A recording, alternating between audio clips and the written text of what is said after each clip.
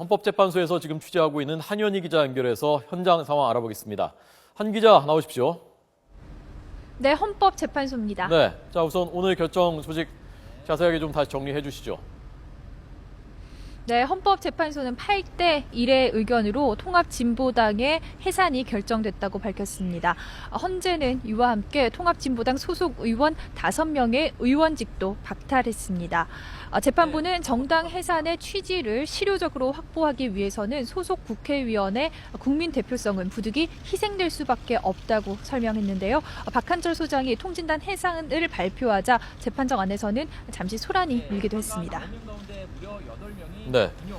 자 우선 그 인용, 기각, 각각의 의견들 어떤 이유, 어떤 근거로 그런 의견을 낸 것인지 좀 자세히 설명해 주시죠. 네, 찬성 의견을 낸 재판관 8명은 통합진보당의 활동이 헌법상 민주적 기본 질서에 위배한다고 봤습니다. 민주주의에 실질적인 해악을 끼치는 구체적인 위험을 제거하기 위해서는 정당 해산 외에는 다른 대안이 없다는 겁니다.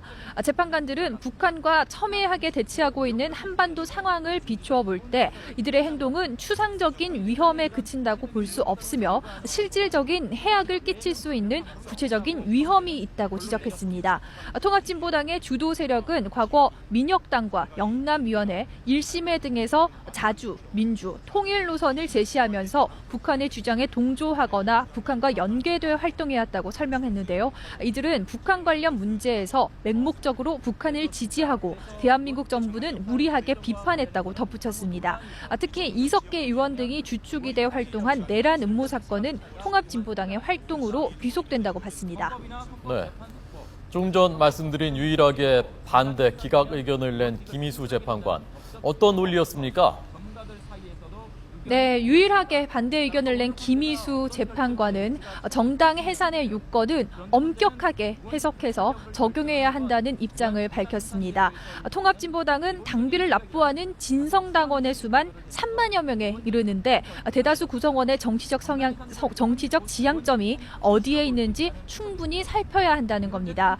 이석기 의원 등 일부 당원들이 보여준 일탈 행위 때문에 통진당을 해산하면 대다수 일반 당원들의 정치적 뜻을 왜곡하는 것이라고 설명했습니다. 특히 김 재판관은 통진당의 일부 구성원이 민주적 기본 질서에 위배되는 사상을 가지고 있다고 해서 나머지 구성원도 모두 그럴 것이라고 가정하는 것은 성급한 일반화라고 지적했습니다. 이와 함께 민주노동당 시절부터 지금까지 통진당 측이 한국 사회에 제시했던 여러 진보적인 정책들이 우리 사회를 변화하게 했다는 점을 간과해서는 안 된다고 덧붙였습니다. 네, 오늘 이정희 대표 재판 끝나고 오늘 나는 패배했다라고 말했다고 합니다. 많은 분들이 이걸 물어봅니다. 이석기 의원 1심에서는 내란 음모, 내란 선동 모두 유죄, 2심에서는 내란 음모는 무죄, 내란 선동은 유죄 이렇게 됐었는데 오늘 이 결정이 이석기 의원 대법원 최종심에 어떤 영향을 줄 것인가 하는 걸 궁금해하시는 분들 많거든요. 어떻게 전망합니까? 네, 아무래도 불리하게 작용할 것으로 보입니다. 헌법재판소가 통합진보당을 위헌정당이라고 판단한 만큼 이 의원의 형사재판 전망도 그만큼 어두워졌다고 볼 수 있습니다. 대법원에 계류 중인 이 의원의 사건은 법무부가 통진당의 위헌성을 주장하는 중요한 연결고리였기 때문입니다. 헌재가 법무부 주장을 인정한 만큼 북한과 연계하지 않고 자생적으로 당을 창당해서 운영해왔다는 통진당의 항변은 무색해졌다고 볼 수 있습니다. 지난 8월에는 서울고등법원이 이 의원의 내란 음모 혐의를 무죄로 보고 아루의 실체를 부정했는데요. 이번 판결로 이런 판단이 대법원에서 뒤바뀔지 지켜봐야 할 것으로 보입니다.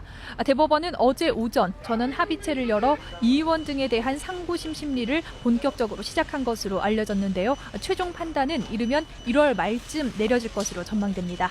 지금까지 헌법재판소에서 YTN 한현입니다.